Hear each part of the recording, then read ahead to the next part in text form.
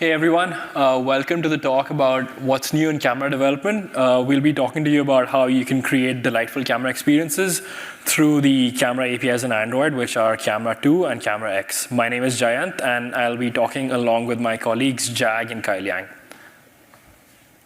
So first, the prerequisites for this talk. We're assuming that you know the basics of Android app development, and also you've worked with Camera2 and CameraX before. We'll also provide resources wherever applicable. And on the previous slide, I forgot to mention there was a QR code, so I can go back to that. Please take a picture, and these are the publicly available slides for this. And we'll also present the QR code at the end again in case you didn't get a chance. So the agenda for today, I'm first going to be doing a really quick recap of Camera2 and CameraX. I'm going to be breezing through this part. Then we talk about which API you should be using and in what situations, Camera2 or CameraX. And then we get to the meat of the talk. There's two broad themes here. The first one being how you can enhance expressibility in your app. And we'll talk about preview stabilization, stream use cases, and concurrent camera streaming. And then Jag and Kailiang will walk you through how you can elevate your captures. And here we're going to be discussing night mode camera extensions and also HDR video and ultra HDR capture. So let's start with the quick recap of Camera2. So before 2014, Android had the Camera1 API. The Camera1 API was mostly a simple point-and-shoot camera API. So it was really simple to use, but it was limited in the stuff that you could do with it. So there was a need to really supercharge camera development on Android. And that's what we did in 2014 in Android Lollipop. We introduced the Camera2 API, which modeled the camera API as a true camera pipeline. And as a result, it exposed a lot of the internal details of the camera, which made it really powerful, and it gave apps a ton of control. Now let's see how a typical camera API app would look. You would start off with Camera Manager. You would look at the camera IDs that you have available on your device. Once you get them, you'd go through each camera ID and look at its properties or camera characteristics to be more formal. So this would tell you what streams you have supported, what lens facing, like front or back on each camera. Once you've ascertained that, what you would do is you'd choose one camera ID to open, and you get a camera device object. Once you have a camera device, that's when you start the process of configuring the camera pipeline. And this is done through the create camera capture session call. You'd give it a bunch of output surfaces that you'd want to output your frames to, and then you create a session.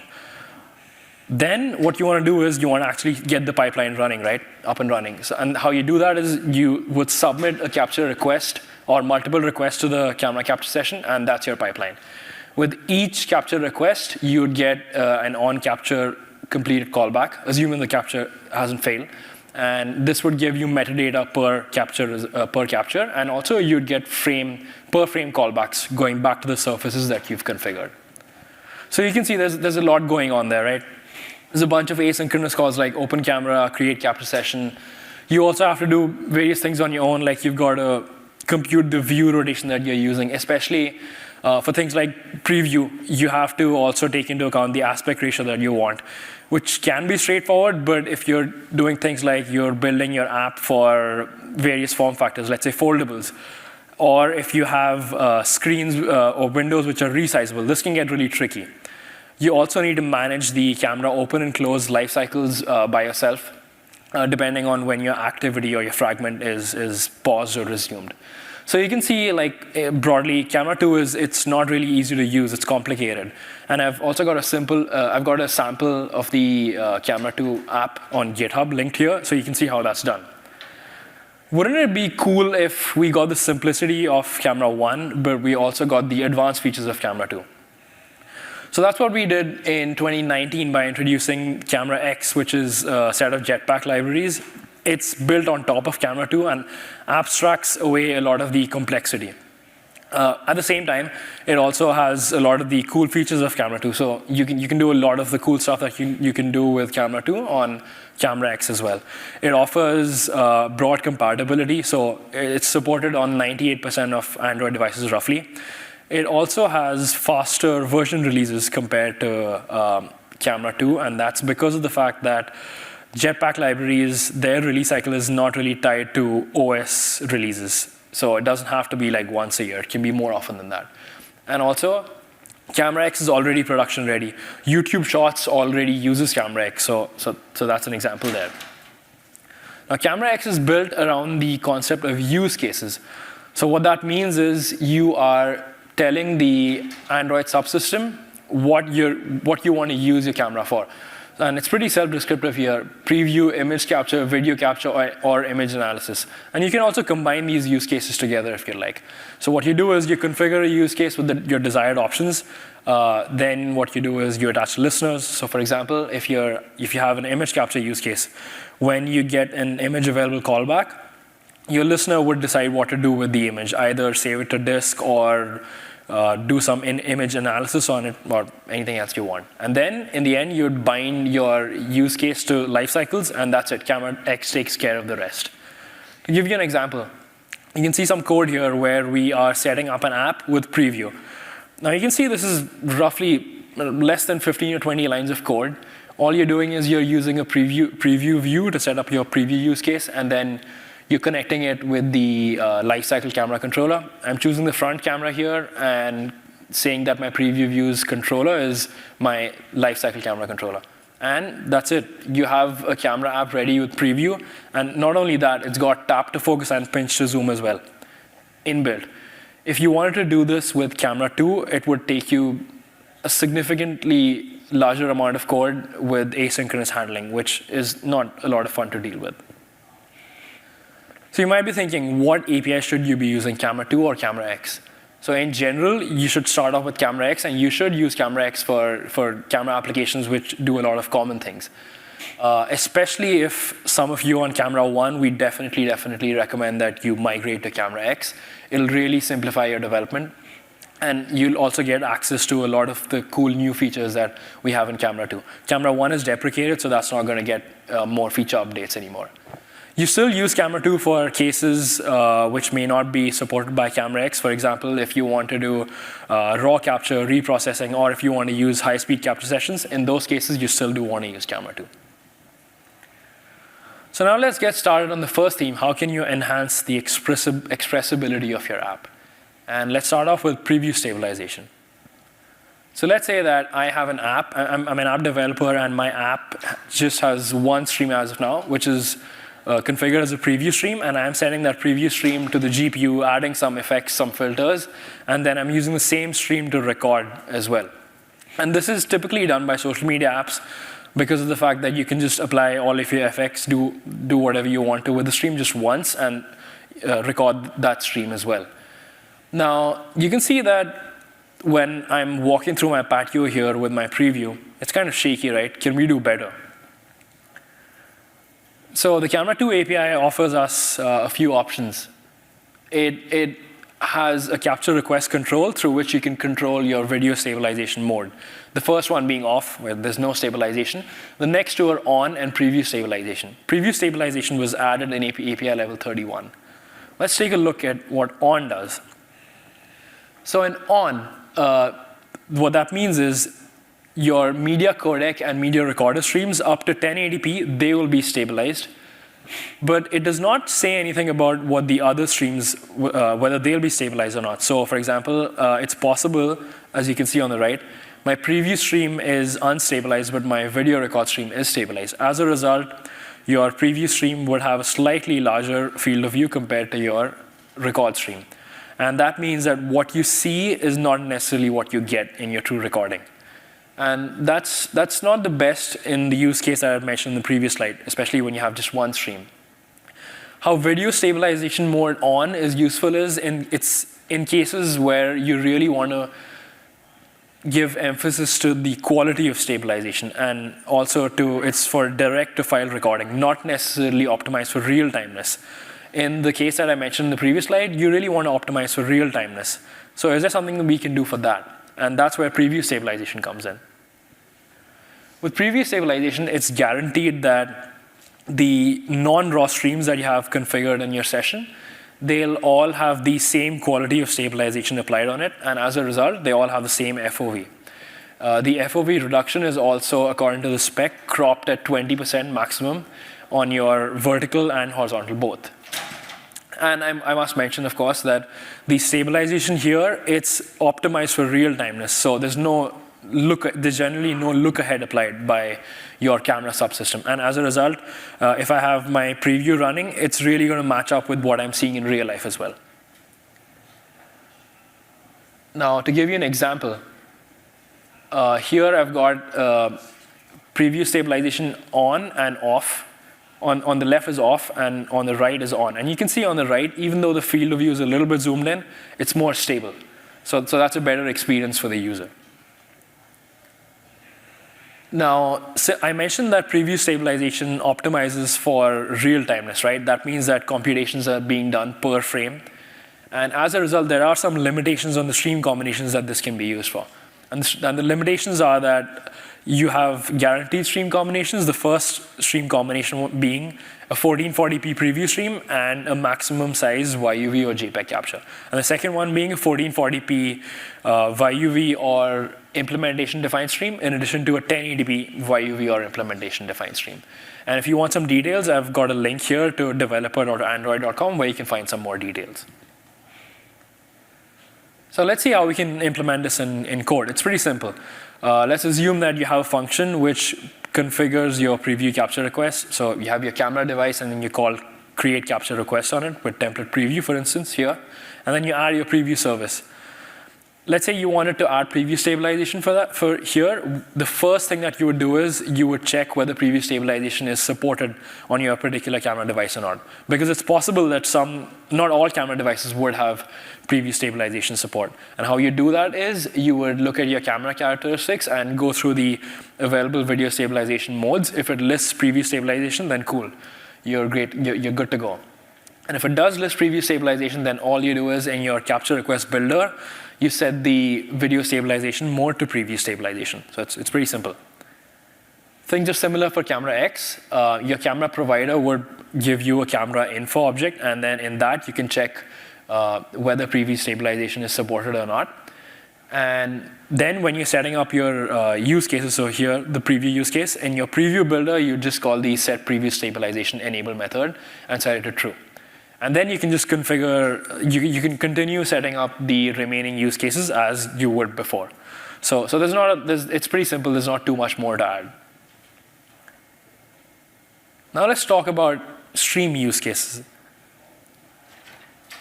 So you've got an app where your preview isn't as shaky and all of your streams are consistent with each other. They have the same field of view, so that's nice.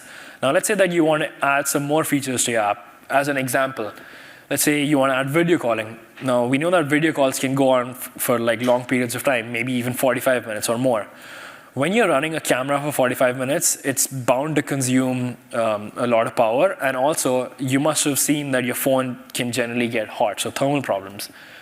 Is there a way of telling the Android camera subsystem, optimize the power, even if it means trading off on image quality a little bit? That's one example.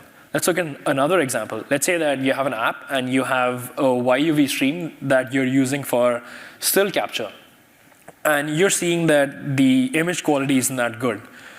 That's because of the fact that the camera subsystem does not necessarily know that you're using YUV for still capture. You could be using your YUV for preview as well. So there's some sort of ambiguity here. And as a result, you can see that it's possible that JPEG images of the same size, they have better quality than YUV. So what's the larger theme here? The theme is that sometimes when you're using a stream, it's ambiguous what you're really using it for. So is there a way of communicating with the camera subsystem? And that's what we made possible in API level 33 in Camera2. So when you're setting up your stream in using an output configuration, you can give a hint to the camera subsystem to tell it what you're going to do with the stream. Now, there's a few hints that you can give to the camera system. And these hints are default, preview, video call, video record, still capture, and preview video still. So all it's doing is it's telling the camera subsystem, hey, I'm going to use my stream for, let's say, still capture. In that case, it's going to optimize your stream for better image quality, and it's going to expect that you're not going to use this for preview. So preview-like frame rates may not be achievable. So that's how you can do that. Let's see how you actually implement this in code. So I've got my function which creates a capture session, and it takes in a camera device, takes in a list of surfaces that I want to configure, and also the handler on which callbacks are going to get called. Now, I'm assuming that I want to use the video call stream use case because I'm building a video call app. So what I do is, first of all, I check whether video call stream use case is supported on a device or not. Because again, it's possible that your device may not support it. And how you do it is, you go through your camera characteristics, the stream use case is offered, and you make sure that video call stream use case is available. Once you've ascertained that, all you do is, when you're creating your output configuration, you call the set stream use case function on that with the video call use case. And like I mentioned, here I'm using video call, but for other use cases, it's possible that you can use other stream use cases per stream or per target that you're configuring. It does not have to be the same stream use cases. CameraX configures the stream use case on its own internally, depending on the use case that you are configuring for CameraX.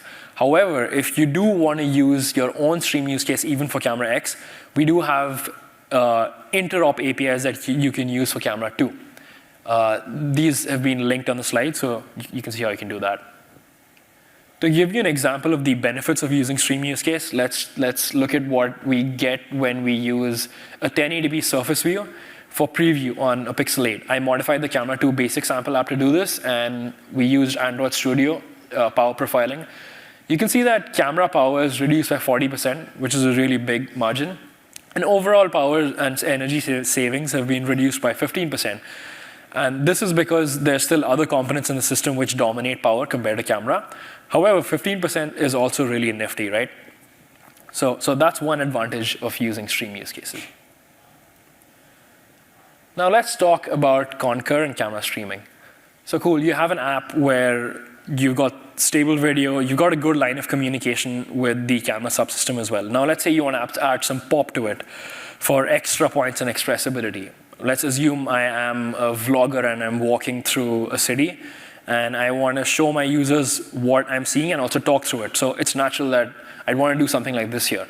I want to use both the front and the back cameras concurrently. Can you do this on Android with the APIs that we have? So yeah, the API itself does not disallow this. In Camera2, what you could do is you could open up multiple cameras and configure sessions on them. But is it guaranteed that those such sessions are going to actually succeed? So there needs to be a way to query whether that guarantee is respected or not. And how you can do this is through APIs added in API level 30. The first API that we're going to talk about is get concurrent camera IDs. So what this does is, it's pretty descriptive. You get the sets of camera IDs which can stream concurrently. The most common ones would be front and back. But then it's also possible that you might have different combinations of front and back possible. The API does not stop you from getting those, as long as your hardware supports it. One note, though, is that all cameras must be open before configuring sessions on them when you're doing concurrent streaming. And this is so that your camera subsystem can get a hint about what kind of resource allocation to do because of the fact that you're streaming multiple cameras together.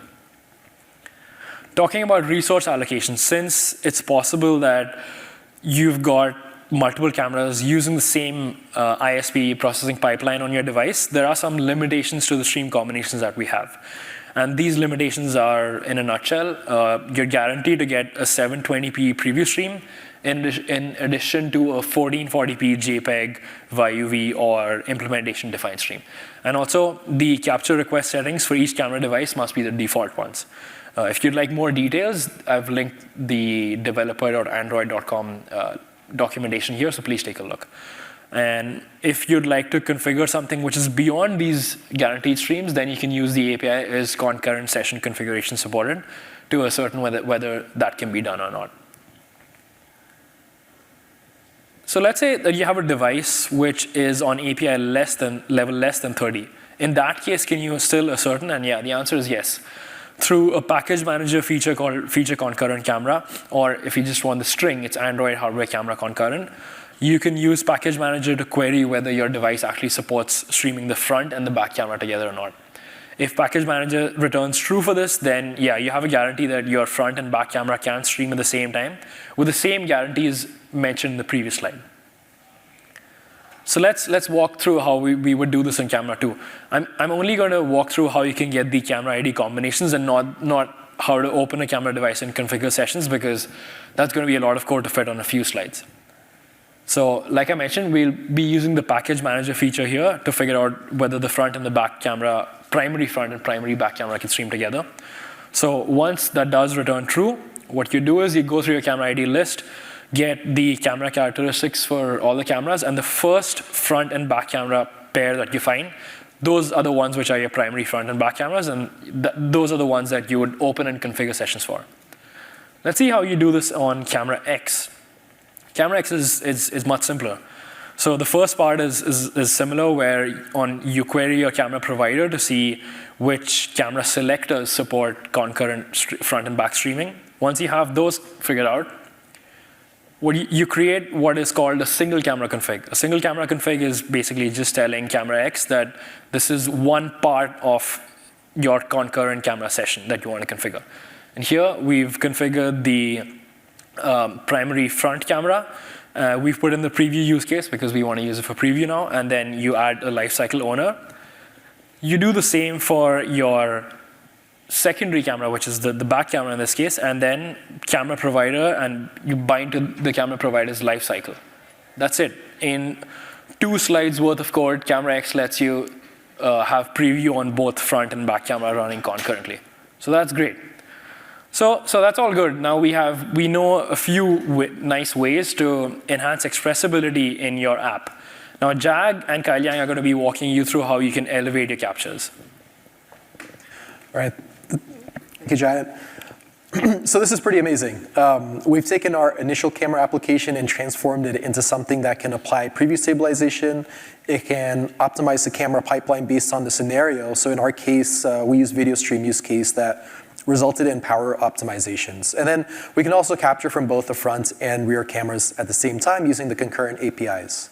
Now, one thing I just want to remind you is that we just need to keep in mind that some of these devices might not support all these features together. And so it's always good to make sure that these feature combinations work together.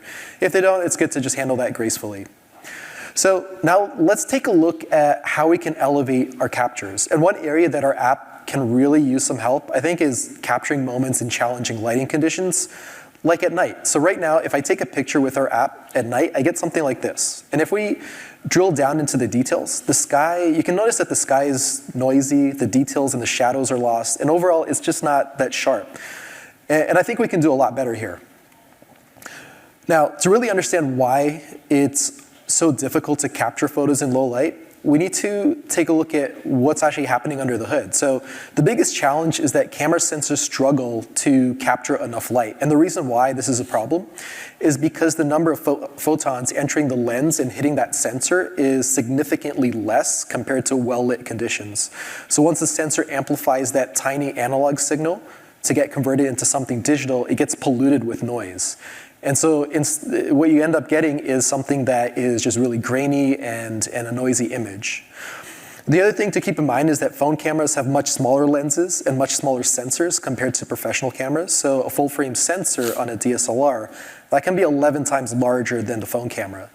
So our phones can work around this by applying additional gain, but this just ends up amplifying that noise. And they could also try to use longer exposure, but that just ends up with motion blur.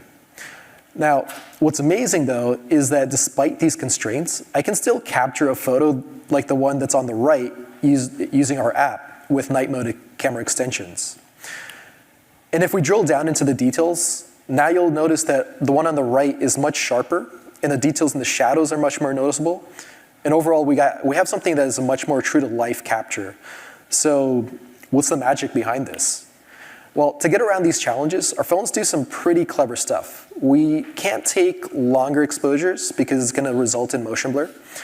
And we can't take a shorter exposure and just simply apply more gain because it's going to give us more noise. So the trick is to somehow recover more signal. And the way we do that is by taking a burst of full resolution images in RAW format, and then each frame that's captured is intentionally underexposed by the same amount. And then depending on the scene lighting conditions, this can be anywhere from 2 to 15 images. A dark scene might take 15 images. And then we take those bursts of frames, we align them, and this part is really tricky because your hand could be moving a bit, there could be a car driving by, there could be a person walking through this scene, and this phase needs to account for all of that. Once they're aligned, we can start to merge, and taking the average of the adjacent pixels between each merged image to recover a lot more detail. And what that leads with is a single image that has a lot more dynamic range and effectively allows us to denoise the image. From there, we finally are able to output a higher quality image, basically by applying some tone mapping to enhance the colors, recover details in the shadows, and then we get something like this stunning low light picture. Now, I glossed over a lot of the details that happen here, like deghosting, picking the right exposure, figuring out the right number of frames to capture, but hopefully this gives you a little bit more understanding of what's going on under the hood. All right, so you're probably wondering, or you're thinking, well, this is pretty complicated logic, and to try to build this logic into an application, that's really hard too, especially since it's very device specific, right? And it's going to, trying to scale this out to many devices is going to be challenging. So how do we bring that same level of low light capture quality that your system camera can achieve into our application? So that's where camera extensions comes in. So we built extensions specifically for this use case. Think of extensions like a bridge between your app and your phone's amazing camera capabilities. So it lets your app easily take advantage of features like night mode or portrait mode without needing to understand the complex inner workings of the camera hardware. So that means that you get to focus on the great app experience, and camera extensions handles the technical heavy lifting for you. So let's take a deeper look at exactly what's happening here. So let's say we want to capture low light photos. We set up a night mode camera extension session. And then we'll also set up 2 surfaces, one for the preview and one for the image reader where our captured image is going to be written to. And then our app issues a request to the camera to capture a photo. And that's where the camera extensions framework receives that request and forwards it along to the underlying device-specific implementation of night mode camera extensions. And the device-specific implementation will actually take that single request and transform it into a burst of captures and configure it with the right parameters, like the right exposure time, the right sensor sensitivity gain to apply, figuring out what are the right number of frames to capture, all based on the scene's lighting conditions. And then from there, it issues that request to the camera, it receives back a burst of frames, and the implementation will do all that magic, like figuring out how to align it correctly, merging it, and applying the right processing to give you back that single image that is correctly exposed and looks really good in low light conditions. So that means that camera extensions handles all this complexity for you, and you get to treat that process just like a regular Camera2 capture flow. And it enables your app to tap into the device maker's expertise, ensuring that your app gets the best possible results across many different devices. And in fact, support for camera extensions is rapidly growing. So we introduced this in Android 13, and we're already at over 90 devices that support extensions across the popular set of manufacturers. And this results in a tremendous reach to users that are able to take advantage of these capabilities. All right, so next, let's go into understanding more about how to add this capability to your application. And we'll first start with Camera2 and adding night mode to our application. So the first thing we need to do is add a little function here that's just going to check if that device supports camera extensions, because not all devices support extensions. And then from there, we're going to set up a night mode camera extension capture session. It's going to look and feel a lot like the regular camera capture session, but it's going to allow us to tap into the extension-specific processing logic. So the first thing we do is we check if night mode is supported. If it's not, then we can just fall back here, maybe set up a regular Camera2 session. And then we'll set up our callback for when the capture session is configured. In our case, once it's configured, we'll go ahead and set up we'll start the preview stream. And then finally, we'll set up the configuration, which will contain our 2 output surfaces, the preview and the image reader, and then issue that request to capture or to start the extension session. So once we have that, we can go ahead and wire up our take photo operation. So that's basically just where you would set up your capture request to submit a still capture, but this time you'll use your camera extension session. So that's pretty much it for Camera 2. Seems like quite a bit that's happening there, right? Well, let me show you how you can do it now with CameraX. And what's really amazing is that while there's a lot of steps with Camera 2, we can actually condense all of that to a single slide here. And in fact, it's actually a little bit less than this. Let's kind of break this down step by step. So the first step is that what you would normally do with CameraX. You get your camera provider, you set up your use cases like image capture and preview, you set up your camera selector configuration. In this case, it's going to be the lens that you want to use, and we're going to use the back camera. And then now we'll add in the camera extension specific logic. First, we need to add in extension manager. So from there, we'll check, we'll see if the night mode extension is available, and then we'll decorate it with decorate our existing camera selector with the night mode functionality.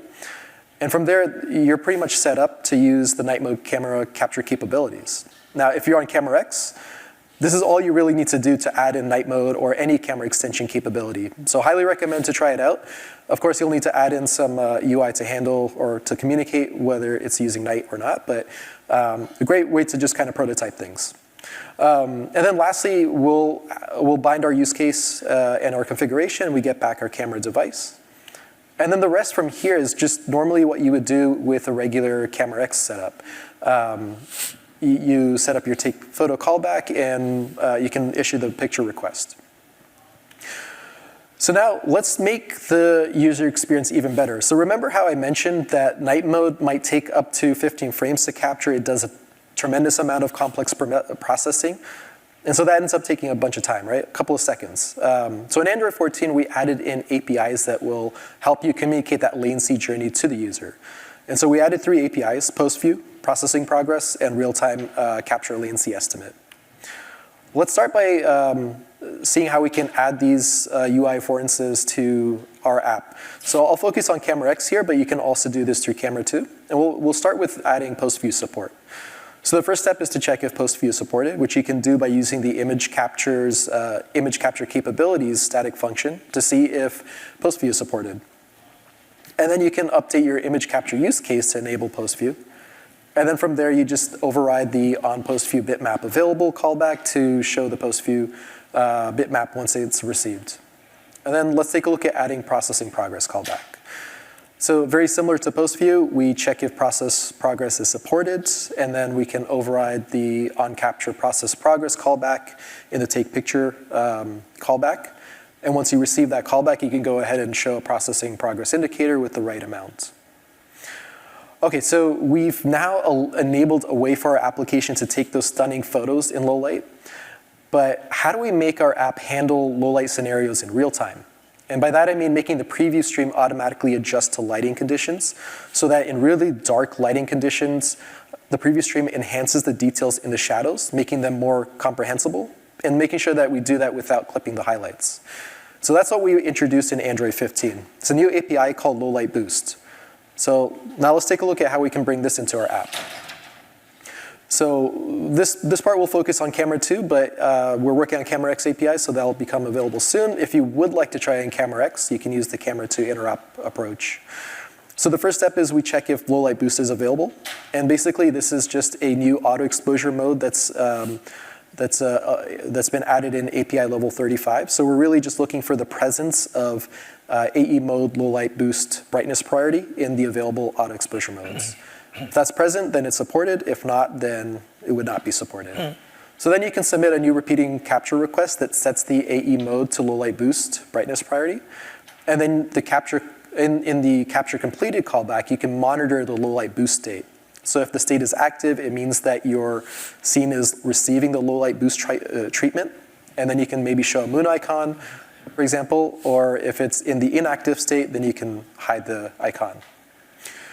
So now we've been able to elevate our application to support low light captures by providing support to capture stunning photos in low light. We've added in capability to communicate that latency journey to the user.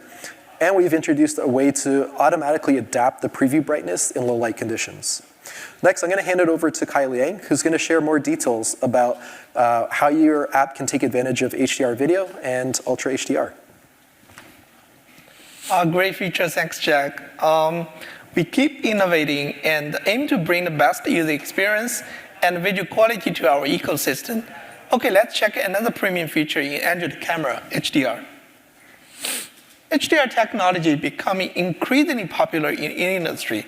More and more OEMs are supporting HDR capture and display, especially top-tier premium devices. From Android 13, we introduced Android HDR video end-to-end support, including the capturing, rendering, editing, and sharing. It captures 10-bit camera output and displays in the 10-bit as well. HDR video has different formats: HLG10, HDR10, HDR10+, and Dolby Vision.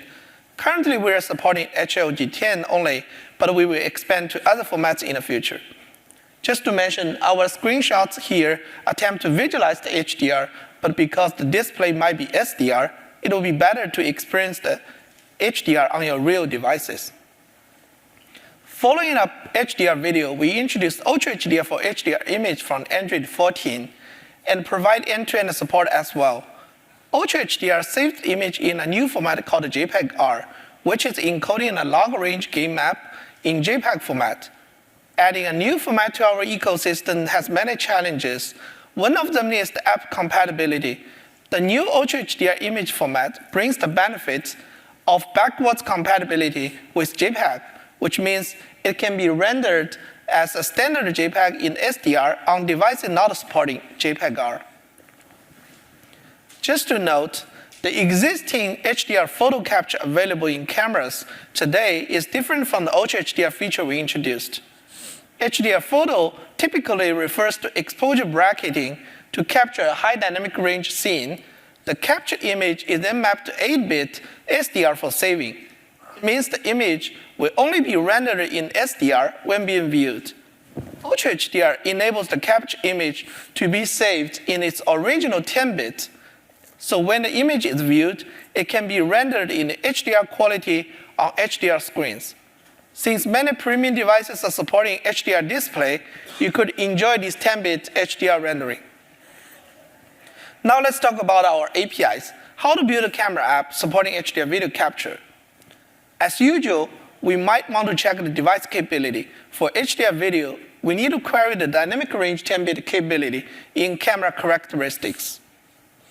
And then we need to check whether the supported profiles contains HLG or not. As I mentioned, current HLG10 is the only HDR format we're supporting to enable end-to-end experience, including capture and display. After capability check, we need to configure. First is the camera capture session. We need to specify dynamic range as HLG10 in our output configurations. And then we need to configure the media codec. Currently, HEVC and AV1 are supporting HDR video encoding. And other codec parameters such as color format, profile, color transfer, and color standard. That's it. If you're using CameraX instead of Camera2, the setup is more straightforward. Device capability check is through video capture use case capability for HLG 10-bit. And set dynamic range to HLG 10 for video capture use case in bind to life cycle. It's done pretty easy, right? On the display side, you need to specify the color mode to HDR and use surface view for video playback. If you're using texture view, it will tone map to SDR. Now let's move to Ultra HDR image capture. For Camera2 users, besides the 10-bit dynamic range capability, you also need to validate whether the output formats in stream configuration map include JPEG-R or not. And you need to set up an image reader with JPEG-R pixel format and appropriate size. And then create a capture session with preview and image capture configuration using the image reader set up in the previous slides. When taking photo, you just need to set up listener to the image reader, get image, save to disk, or convert to bitmap for display. If you're using the CameraX, capability check is to query the image capture use case, whether it's a supported output formats contain Ultra HDR. Configuration is to set output format to Ultra HDR in image capture use case and bind to life cycle. It's done. On the display side, similarly, you need to specify the color mode to HDR. You can use image view to display, and use bitmap APIs to manipulate the image. Now you're able to take HDR video and HDR image on supported Android devices with richer colors, bright highlights, and darker shadows. Okay, takeaway. Today we quick walk through some recent changes in both Camera2 and CameraX. We talk about preview stabilization, stream use case, concurrent camera, and 2 premium features, night mode and HDR. Thanks for your time today, and I hope you enjoyed our new APIs. Give them a try and send us feedback. We recommend you to join our developer forum and ask any question about the Camera2 and the CameraX. Thank you.